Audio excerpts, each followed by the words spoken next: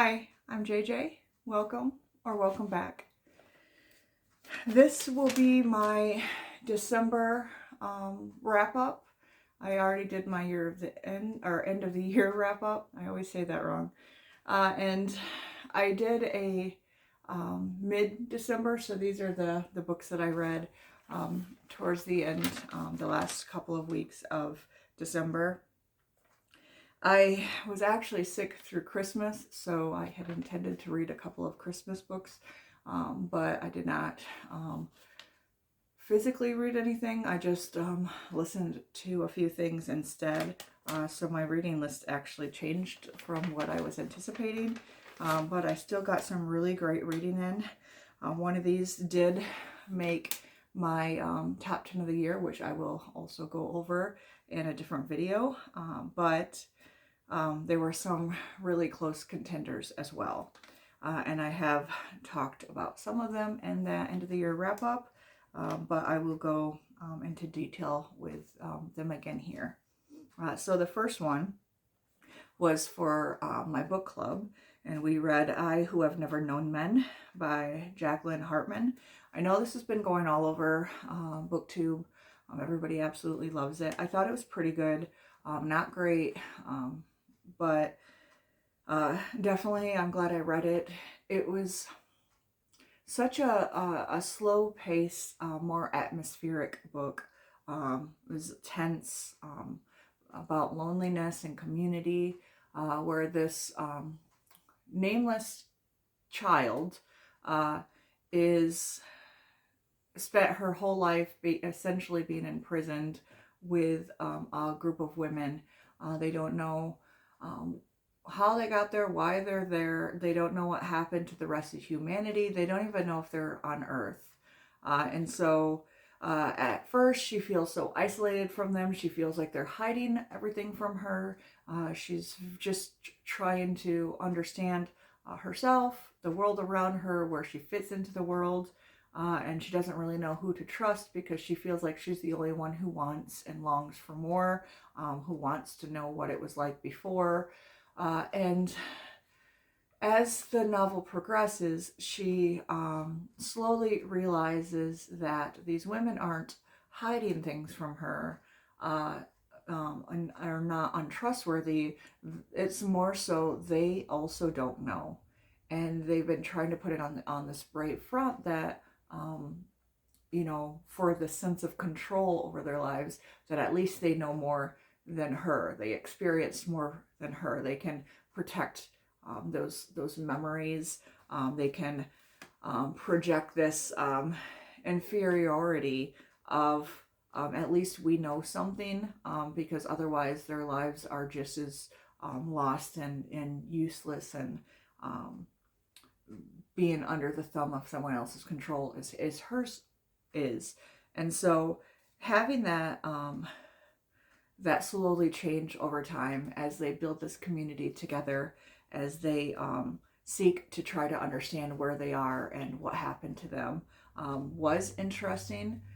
It just was not a great book that I was expecting, especially with all the hype around it. I really wanted more from it, and so I feel like despite enjoying some bits of it, being able to meditate on some aspects of it, overall it was a bit disappointing, just for how slow it was and how it actually never answered any of your questions. It just made you ask a whole lot of questions, but it didn't make me interested in it enough to actually theorize about where they were and how they got there. It was just mostly me wondering, wonder how they got there, along with the narrator, but not beyond that. The next one was another disappointment, A Guardian and a Thief, by Megha Majumdar. And this was Indian author. It was a story set in India, but in the future. Very similar to our own, though. There was a lot of economic and turmoil, and people who are struggling, trying to leave this collapsing country or location, I guess, this government. And so there was a family that was planning to get out. And right before they were able to leave, their documents, their passports and stuff were stolen. And so you kind of get this parallel story of this family who thought that they had everything in order to leave, and now they have to scramble to still try to get out because they want to all stay together. They're still poor and trying to just better their lives and everything. But you also get the story of the thief and how he's just as much struggling as they are. He's just trying to support and help his family like they are. And you kind of just understand these two ways of just surviving, and the importance of family and survival, and kind of, you know, what is moral when you're all just trying to survive type of story. I liked the idea of it. I just didn't always like the execution. I enjoyed it still enough. You know, it was a better than average story. I had been reading such great stories and read some fabulous ones after that. Those two first books kind of left a lot to be desired in comparison to a lot of the other stuff that I was reading this month. One that I really enjoyed was Burial Rites by Hannah Kent. And this was just inspired based on true events of the last woman executed in Iceland. And it took place in 1829. Her name was Agnes Magnusdóttir, and she was accused of, along with two others, killing her former master. They thought they knew why. There was a lot of stories going around at that time of all the ways and that she was evil and would have done this. All the rumors of, you know, she was a witch, or you know, this taking place during Victorian times.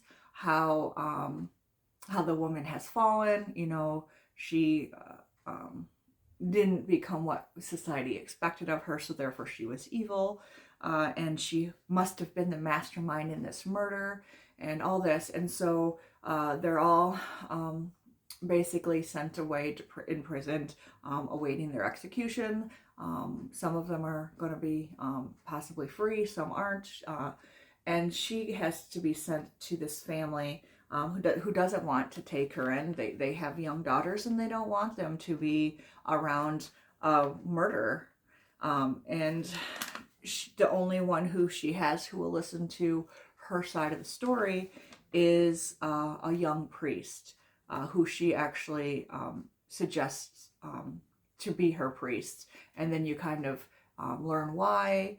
You kind of learn more about her history.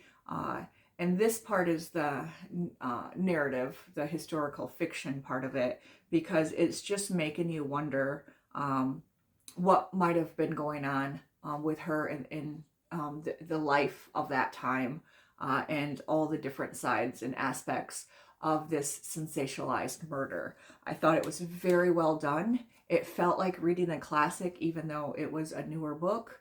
And just so many aspects of it just felt like a classic writer.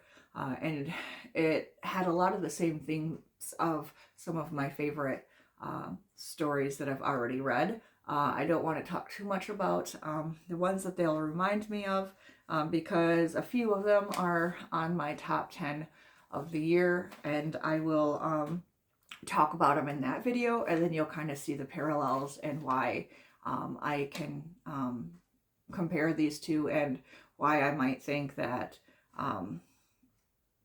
this was high on my list and almost one of my favorites. The next book that I read actually is one of my favorites. And I will spoil that because I know that I did it for the end of the year. video. This time will be our turn. I didn't know what I was expecting from this book, but I really enjoyed it. And so it's by a Chinese Indonesian author whose characters are the same, and you get to learn so much about the culture, the family dynamics, the patriarchy, what little is expected of women. Yes, they want them to be well educated and go to school, but they can't be overeducated, otherwise they can't be the trophy wife to the husbands that the family choose for them. So there's a lot of, it's a very feminist, forward-looking book about that, how that impacts intergenerations, and that alone was interesting. But it also gave you the most beautiful love story in this. It starts out in the present, but it's the present is actually a little bit more in the future from now, and a granddaughter is at a celebration with a multi-family, and her grandma walks in with her girlfriend on the arm, introducing the family to her girlfriend, and of course it starts off all these rumors and this family drama, and the girl just doesn't understand because she herself likes girls but has never wanted to explore that because of what it would look like to the family, and how through that society it would bring shame on the family. But the grandma, who had lived through it and wanted her to know that it was okay, that you should be strong enough to be who you are, sought her out and told her story of the love of her life. And it's such a beautiful story, and you get to see the grandma as she went to study in California in the United States, and the cultural shock there, but how they were immersed in a community with a lot of Asians that she could still almost feel at home with. There was also a mention, me being from Michigan, that there is a huge Chinese Indonesian community here in Michigan. It was just randomly mentioned in this book, so I actually want to explore more of that. But so she starts to find her own friends, and one of them is this girl who makes her question her her sexuality, and she falls for her, but because of all the differences between them, because she is a white American girl, they don't get their time, and seeing all the ways that they're separated throughout the years. And what was interesting is also you get like this community aspect of the friends that she makes and stuff, and how you learn she came when she was 16, because in their schools they graduate high school at 16, then you kind of go to community college and everything like that. So when they come here, they're starting younger than a lot of people, and just that kind of being the youngest one in her class, and everyone expecting her to be this genius when she just went to regular school and was just like the rest of them. Their school just finishes differently. You also get really interesting sister dynamics, because her sister was a troubled child over in Indonesia, so the family sent her to high school in the United States. So she graduated high school the regular way at 18. So the 16 and 18-year-old sisters are now going to start the freshman years of college together, and they've been separated now for these 4 years, or at least. And the one is very Americanized, and she's trying to teach her all the ways to fit in by not being yourself. And you know, you get to see their relationship grow over time, and it becomes this wonderful, my favorite part of the story is this relationship that develops between the sisters, to the point of later on when the sister gets married, she marries and she gets pregnant, so then she gets married so she doesn't dishonor the family, and the one she marries is abusive, and the sister takes her in to try to protect her, but then they get disowned by their parents because of that dishonor it brought to their family, and they kind of have to forge their path alone now, and without their family influence, but still having the mindset of that community and that the bringing up that they had while living in Indonesia. And I really enjoyed everything about this story, all the aspects of it, all the things that you get to learn, all the ways that you get to see the different relationships, whether it's romantic partners or family relationships, how you get to see them change and grow, and you get to explore them. And then I also thought it dealt really well with mental health, because the main character, that's what she wanted to be a psychologist, but when she took her degree over in Indonesia, it was so stigmatized there that she couldn't get any clients at first, and she had to fight for, you know, women's rights, especially pregnant women's rights. She was born into this family of obstetricians, and she thought studying psychology would help these expecting mothers, but she had to fight tooth and nail to prove that to her family and to the society around her, that it was this necessary thing that was missing in society. And then she built up an empire around it. And the grandma, man, she was such a fascinating character. So in the present future, when she's talking to her grandkid, she's this spunky, just obnoxiously real character who is so sick of following society's standards that she just will embarrass her grandkid by telling intimate stories of her life, and I found that part was a good break from all of the sadness and trauma and the real stuff, is getting to see this strange, odd interaction between the grandma and her granddaughter, and there was some really great twists in here as well, that, yeah, I really, really enjoyed this book. And this is by Jessie Q. Sutanto.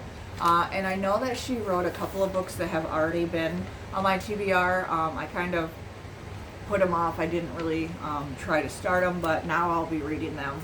I know one was Dial A for Aunties, which was a supposed to be like a comedy, like a romantic comedy type of thing. And now that I kind of know her humor and her tone and stuff, I think I'll at least check that book out. But yes, definitely one of my favorites for the year, definitely my favorite for the month.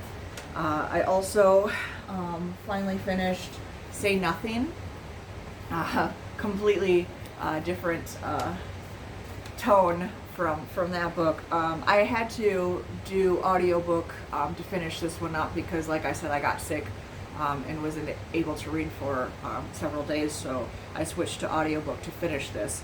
But this is The True Story of Murder and Memory in Northern Ireland by Patrick Radden Keefe. I had already read his other one that I did a update for.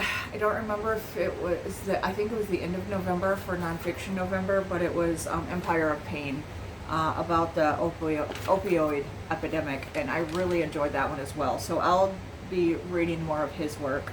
But this is about the Troubles in Northern Ireland, which I've been reading a lot of Irish history over this last year, but a lot of it is more ancient than that. A lot of the, you know, from the potato famine and then coming into the United States, and then like even prior to that with their encounters with the Vikings and all that. So I've done more of that stuff, not very much about the Troubles. So this was a great exploration of that and a good jumping on point, I believe, for it, because it gives you the whole background and the tense terror and violence and stuff that occurred during this time.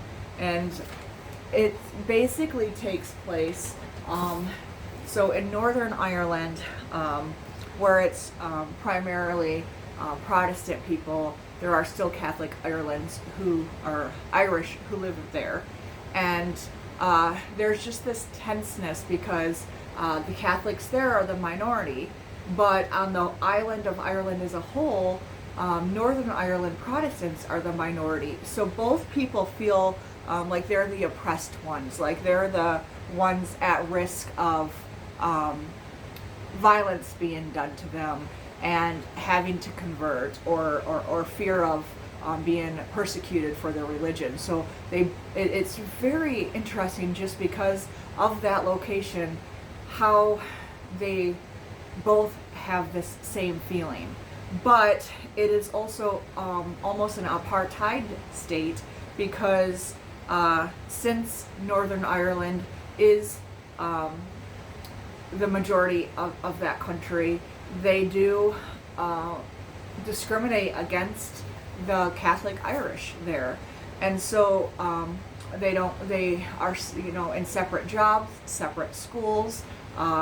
They obviously have separate churches and religions, but just seeing and understanding how knowing all that impacts the rest of what comes, and how the Troubles really ignite into what they view, especially the ones inciting the violence, and the IRA as war rather than you know, terrorism or whatever else it might have been labeled as.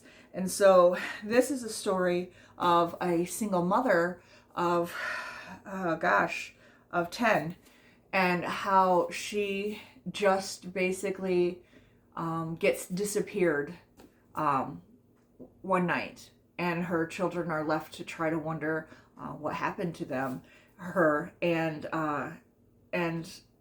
whether they're told, you know, she was a traitor, so, you know, a sympathizer for the wrong cause.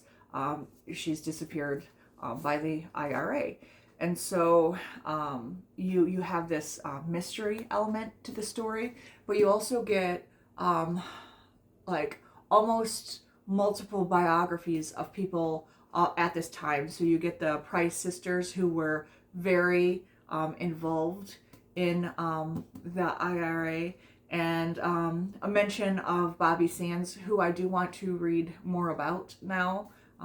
He was just only briefly mentioned because of, you know, the hunger strikes and the blanket strikes that were happening when they were imprisoned, because they were imprisoned, but they weren't treated as prisoners of war or even hostages. They were treated as criminals, but like the worst of the worst criminals, because they saw the other side saw them as terrorists, or you know, instigators of violence.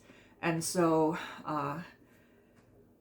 when they were in prison, they were treated very poorly, and so they had all these strikes trying to continue their cause, but trying to make the world and everybody know what was being done to them there. And so he was one of them who was imprisoned, and then participating in these hunger strikes and the blanket strikes, which turned to dirty strikes, where that was a really, actually that was a very interesting part in the story. And then anyway, he died while imprisoned, and became, you know, a martyr for the cause. And so I like how it explored the whole side of the story and trying to get you to understand. So it was a history, a mystery, multiple biographies, and just a really well done, well told piece of basically investigative journalism as he tries to figure out what exactly happened to Jean McConville, that mother who disappeared and was killed. So I really enjoyed this one. I finally was able to finish it. And then I also really enjoyed Assad, or We Burned the Country by Sam Dagger. And I do want to say, I had mentioned I was going to be reading books from Syria, or in Arabic, Syria. And I had mentioned, because December marked the 1-year anniversary, I said, of independence. I meant their freedom, or their breaking from being controlled by the Assad family, who basically was a dictator who ruled through terror and violence and oppression. The Assad family reigned for decades over Syria. And so that's what I meant for what I wanted to commemorate by reading books from that country this month, or the month of December, since I'm doing this in January. But I misspoke when I was saying independence, because that's not what I meant, but it was what I said. So Saracen, thank you for correcting me and just letting me know that I said that wrong. And so Assad, or The Country Will Burn, was a fantastic book about the more recent history of Syria. And so through the Assad family, starting with, it was a father and son who ruled for decades. And you get to learn about the family, learn about how they rose to power, how they maintained and kept their power, and then you get to see how it affects the people around them, and how horribly they treated their own citizens, while trying to show the world that they were tolerant. You know, well, we're the ones who in the Middle East are tolerant to the Christians, or, you know, like how he was playing the game of being this charismatic leader that the Western world was fine to let rule until it directly affected some of their interests. But you get to see what horrors he was inflicting on his own people. And it is a harder read, because it does go into detail about some of the stuff that he did. But you also get to have this zoom out approach too, as the rest of the world gets involved, and you get to see how the different sides used each other to continue to gain control, and then you get to see the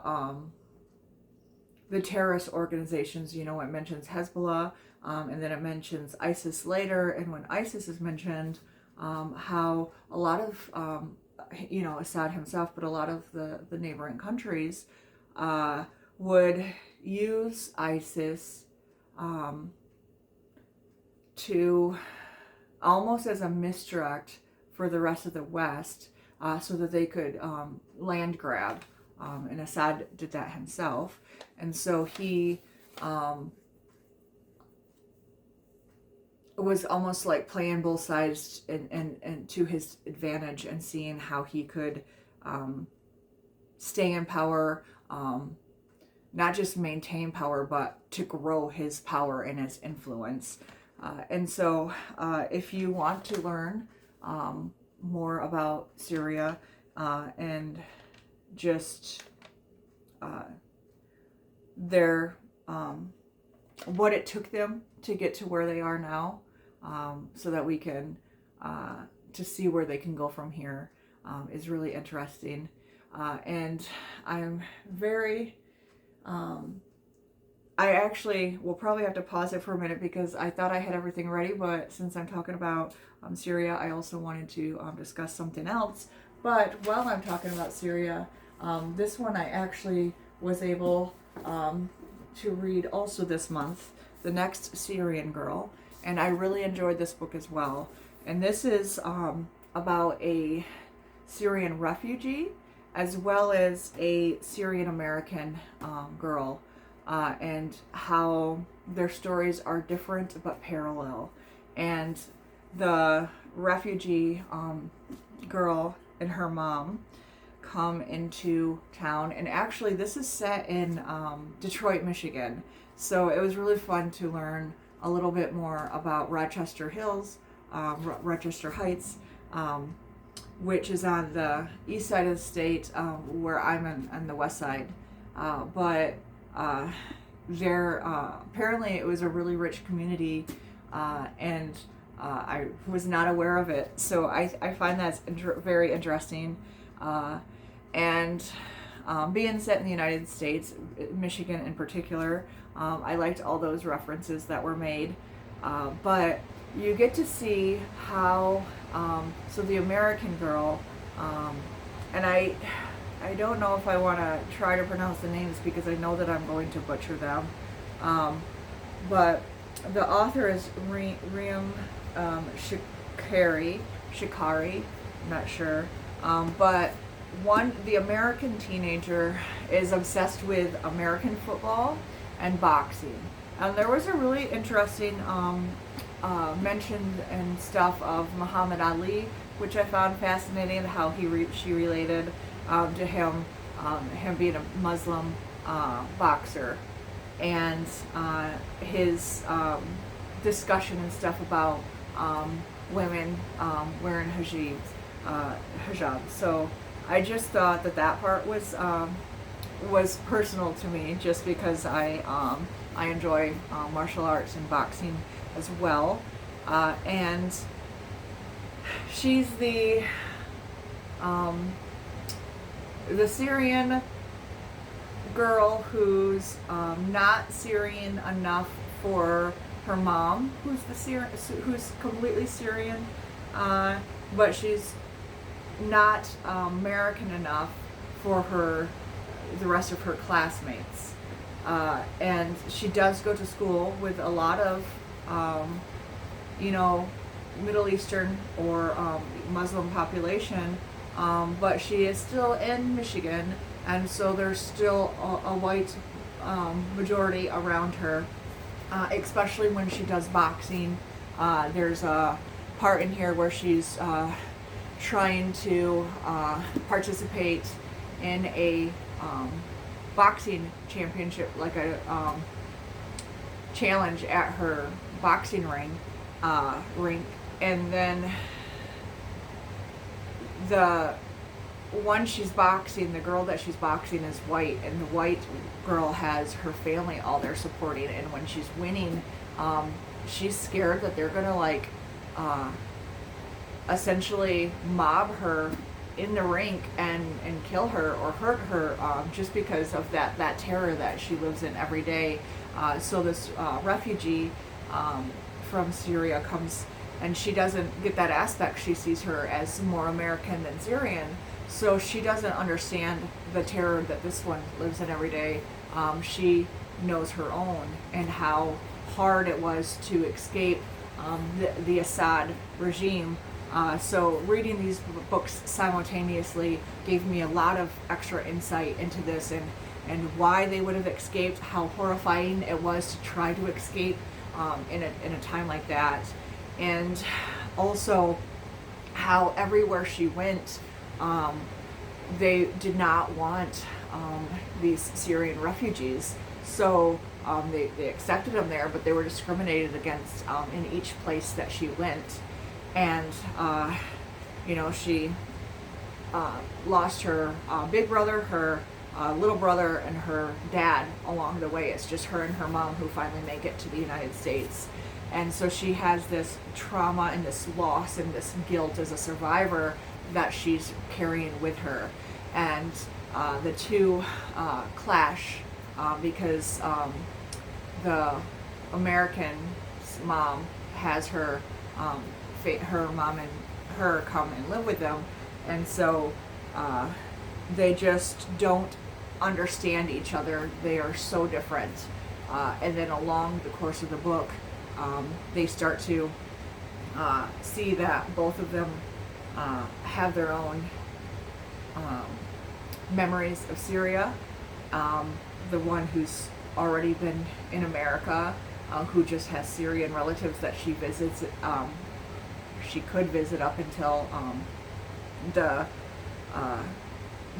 revolts and stuff that happened in 2011 for the Arab Spring. They haven't really been interacting with her family much since then, so she's feeling more and more distant from her heritage.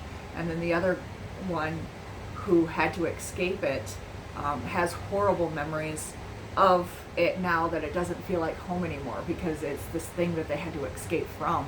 And so they start to realize how similar they actually are. And there's a couple big revelations that bring them together. And essentially, the refugee starts to think that maybe her little brother is still alive. And then they have to go on a journey that leads them back, the two girls back to Jordan, to see if they can reunite this family, if he is still alive. And there's just so much to unpack here. It was so much deeper and more meaningful and beautiful than I was expecting.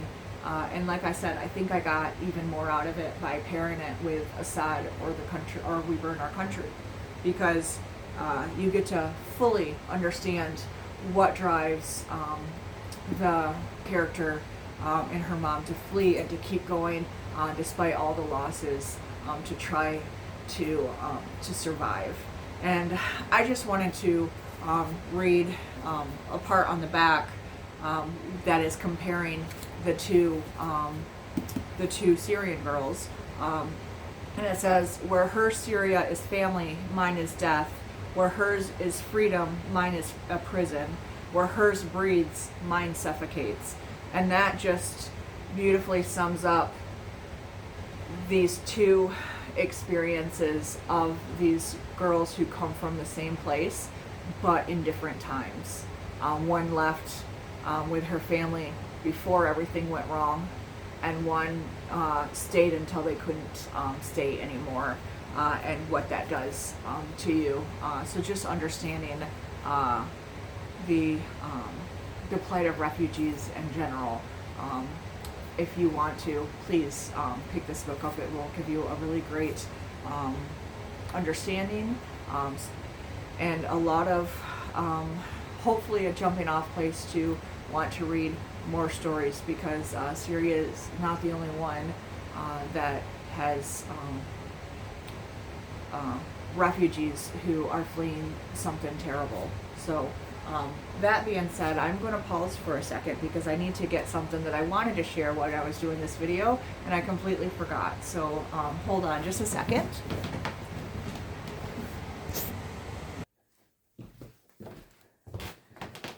All right. So I know a lot of you have seen this before already, but there was no way that I could talk about Syria and in particular Damascus without talking about this Damascus dagger that I made. And I just wanted to share it with the people who might not have seen it, because I know that I've gotten a lot of new subscribers and viewers lately. And so now you know where my name comes from, the blacksmith bookworm, because I do blacksmithing.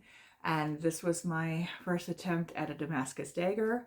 It is inspired by Critical Role, which is basically a Dungeons and Dragons game.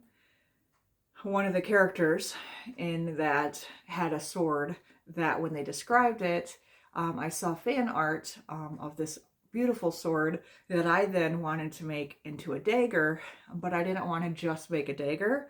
I wanted to be even harder on myself and make it a Damascus dagger. So the Damascus dagger is a type of, Damascus is a type of sword or dagger. It's basically a way to forge where you get all these different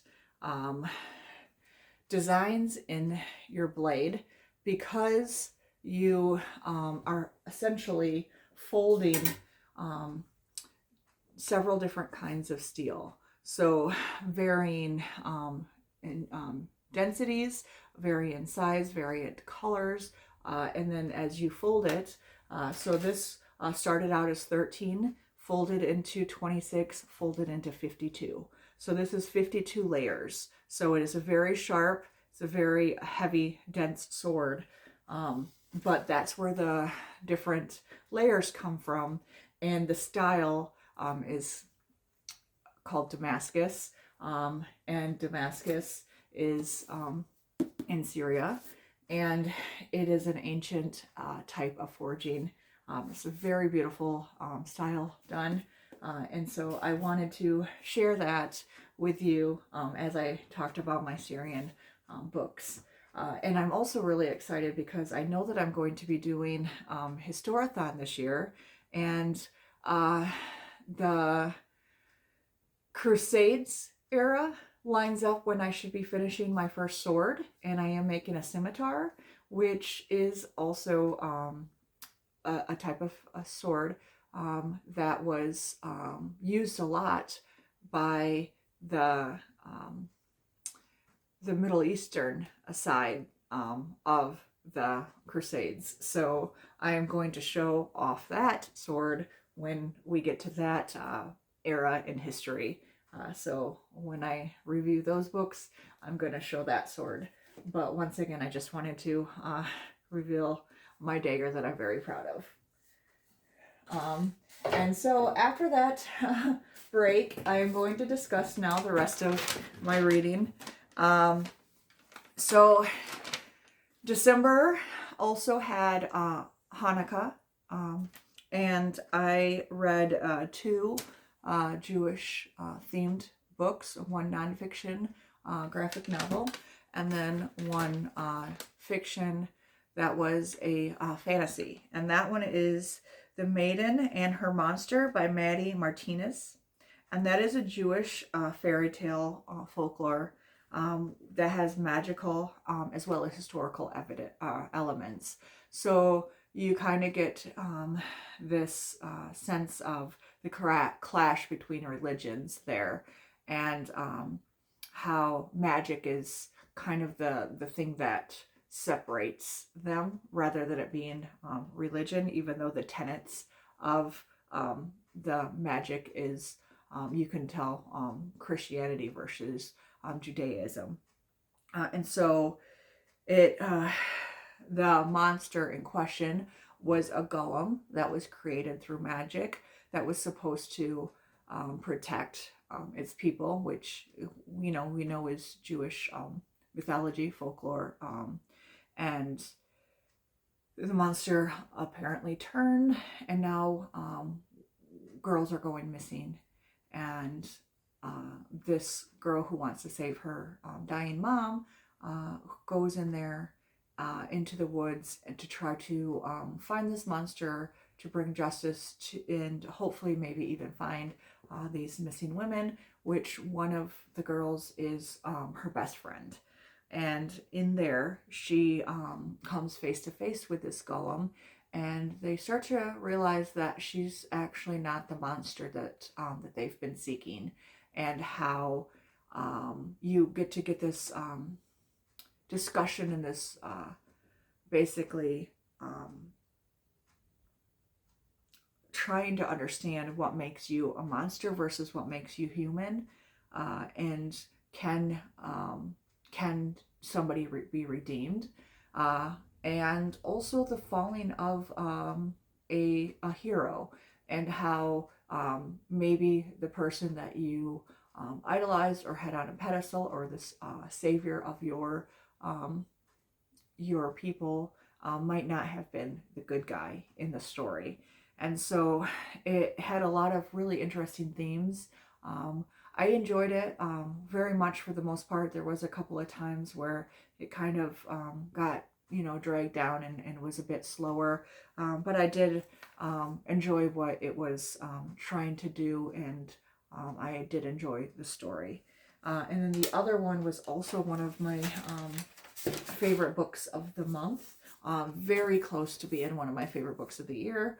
This is Heavyweight, A Family Story of the Holocaust, Empire, and Memory. And so this is a graphic novel, and it is a family story, as the writer, Solomon J. Bragger, I don't know if it's Bragger or Brager, he tries to understand his great-grandmother's memories by understanding and delving into her husband, who was a boxing champion. And so he wants to know about his great-grandfather and his great-grandmother, and that leads him into this really great whirlwind of a story where I learned so much from this and thought about things so differently just from reading this.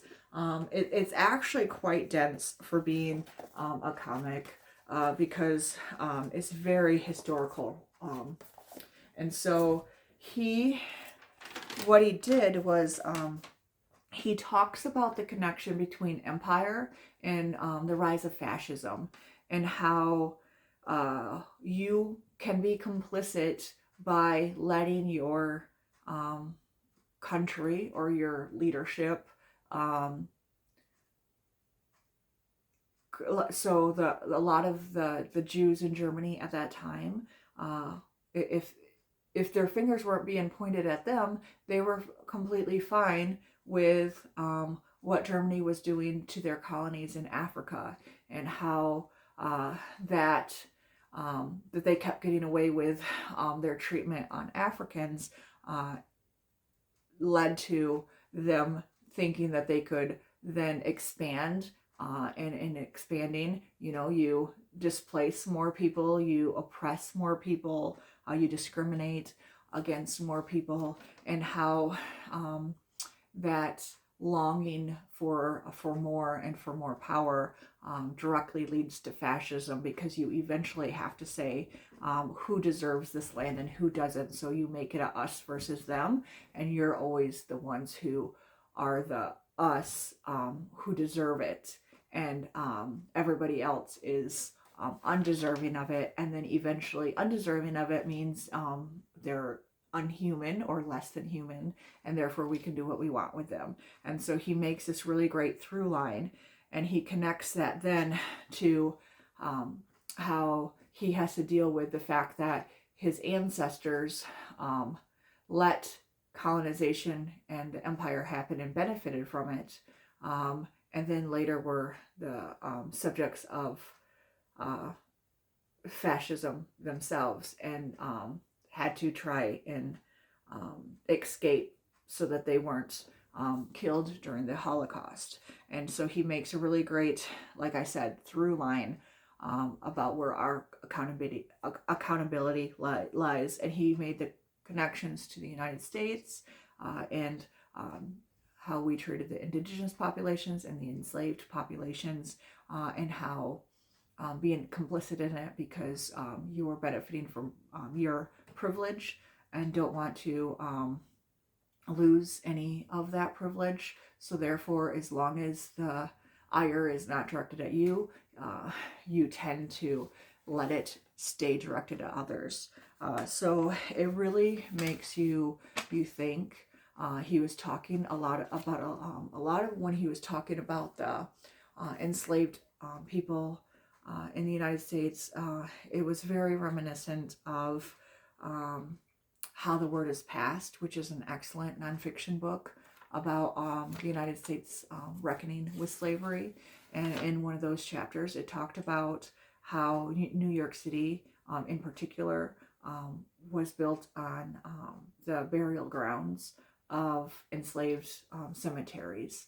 And he makes this statement in there about how we treat our dead is going to be how we treat our living. And we can't separate the two. And he talks a lot about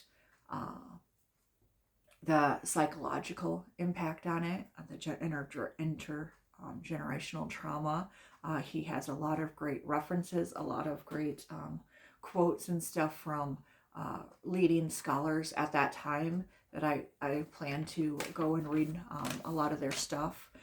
He also used a lot of home videos and interviews and stuff, and how he incorporated it into the drawings was he actually drew some of the frames from the videos and included some of the dialogue from those interviews and stuff. So it was a very fascinating, enlightening book that I very highly recommend. Even if you're not into graphic novels and stuff, if you like history at all, or just want to think deeply about something, since it's also a family saga, I would definitely recommend it. Like I said, very close. I still haven't done my top 10 book of the year, but I might include this. If I don't include a reread, I'll include this. Otherwise, I'm going to definitely mention this as an honorable mention, because I will be thinking about this one for a very long time. And then I also, on top of all that, it also showed you a through line between Jewish people overcoming that otherness and that discrimination, and seeing the through line between them trying to overcompensate by being exceptionalist, and then leading into Zionism. And he explores all of that in the book. So, like I said, definitely pick it up. December also had Kwanzaa, and that is a holiday that I honestly admit that I don't know anything much about. So I did read a children's book, 7 Spools of Thread, which was by Angela Shelf Medeiros, just to try to understand a little bit about Hanukkah. Kwanzaa. That was actually the inspiration. It doesn't necessarily say what the celebration is, but it shows some of the tenets of Kwanzaa and why it's celebrating it. And I do want to read more. There was a book that I had on hold at the library that I didn't get to by the end of the year, because I was sick at the end of the year. But I want to read that as a children's book. I can read it probably today. That one's actually about the celebration of Kwanzaa. So I'll do that and then give another update to that. I also did read one Christmas book, even though I wanted to read more.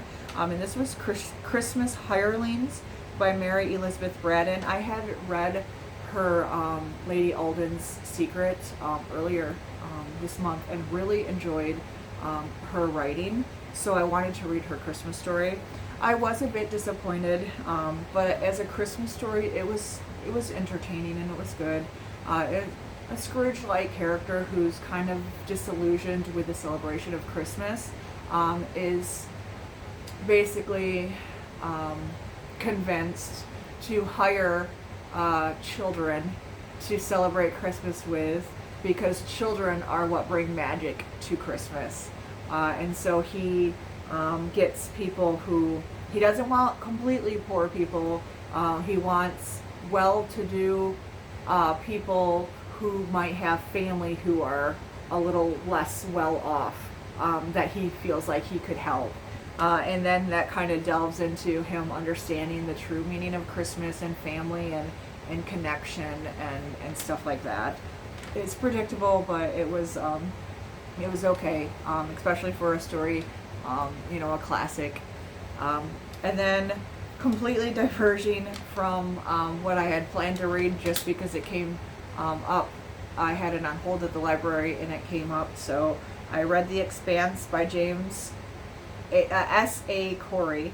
And so The Expanse is a science fiction. I loved the TV show, and I have always been wanting to read the books. So this is book one.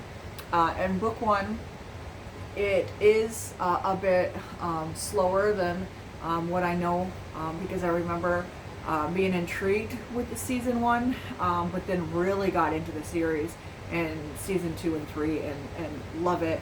I love the expanse of it, the wide scale political factions, and so it's essentially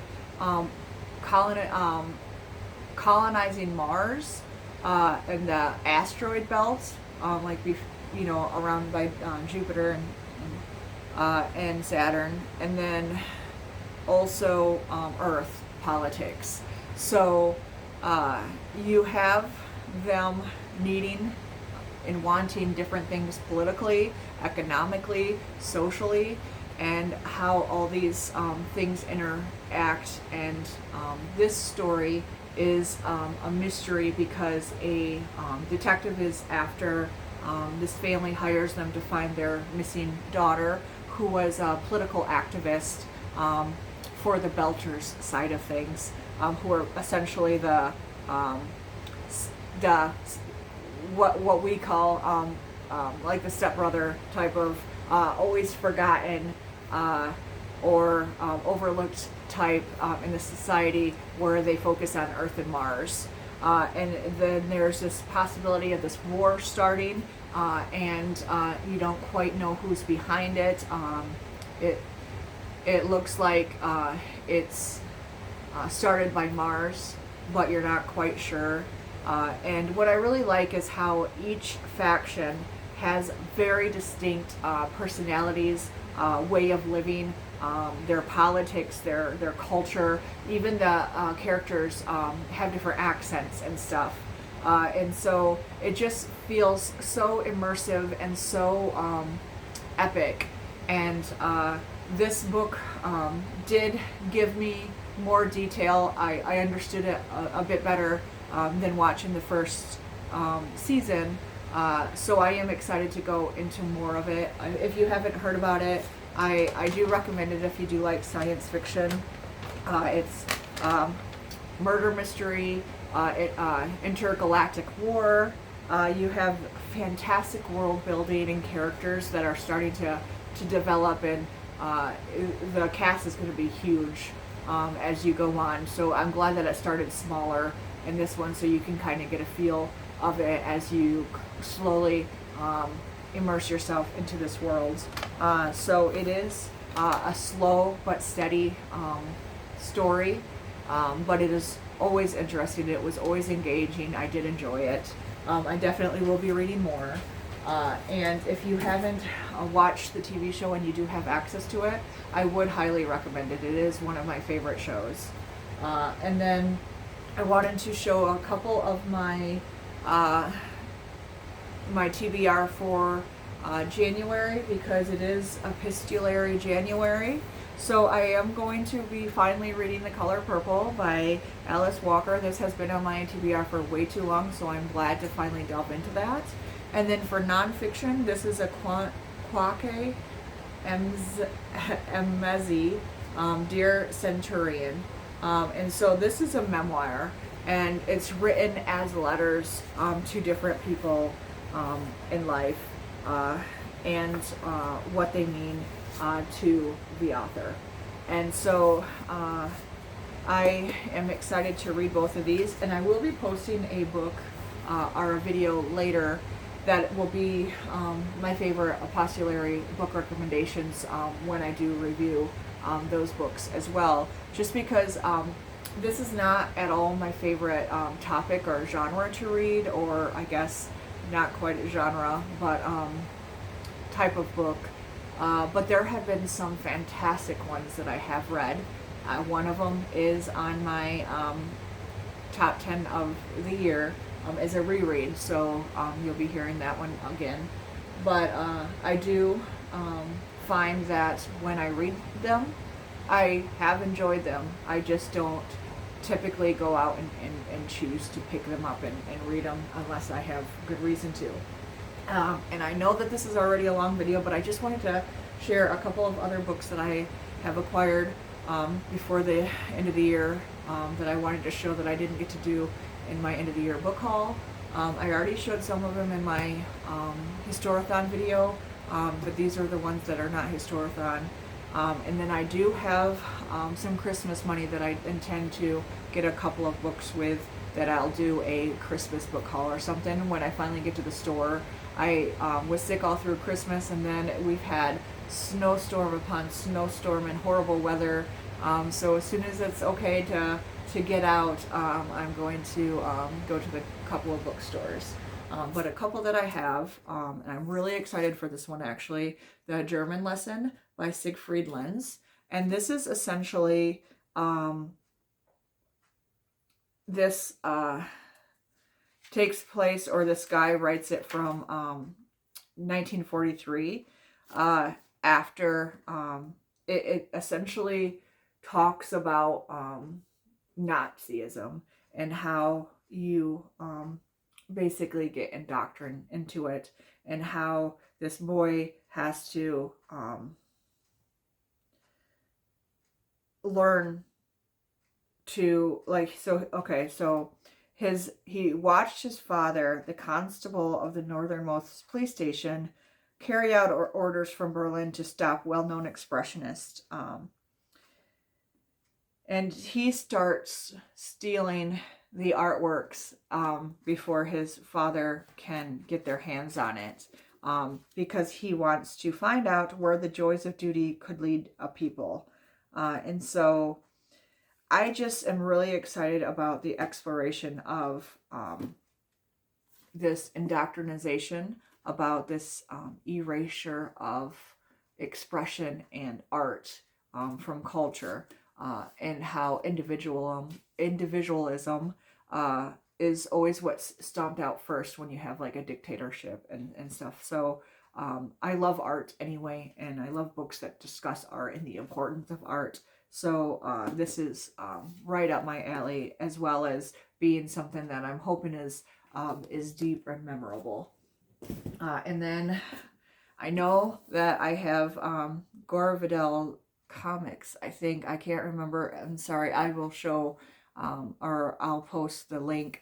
But he has recommended I read The Strangers in Paradise graphic novels. So I did order them. This is the first volume. He said I need to read at least 1 and 2. I do have them both, but I'm just showing you one here. And I will be ordering the rest. There's only 2 other volumes after that, so I'll just be ordering the rest of them before I go on my no buy ban. And then I'm really excited about this one. So this one is Sign of Affection, and this is an omnibus, also manga. This is 1, 2, and 3, and I do have 4, 5, and 6. And I saw this recommended or talked about on Brown Booktuber channel, and he's always someone that I follow, and he's got interesting takes on different things. But he had mentioned this, and the reason why I wanted this one, and I wish that I had ordered it, but I didn't get it in the mail until my December was already booked with books, because December was also National Disability Awareness Month, and this is about a deaf girl who falls in love with a hearing boy, and how the language barrier, because he does not speak sign language, might hinder their romance and stuff. So I'm excited to read it. I do enjoy a good manga, and this story it was just something that really hit me as something that I think I would be interested in. And as you can see, there's not a whole lot of writing in here. So if I had known that, I probably, if I had gotten it in time, could have made it through this for that month. But I'll have to read it specifically on my own. But this is by Sue Morishita, and I am excited for this one. So I'm sorry for such a long video and all my randomness, but those were my reading wrap-ups for this month of December, or last month of December, my TBR for Apostolary January, and then a couple of book haul shows that I wanted to reveal to you. So anyway, as always, if you're still listening and watching, thank you. Have a great day and happy reading.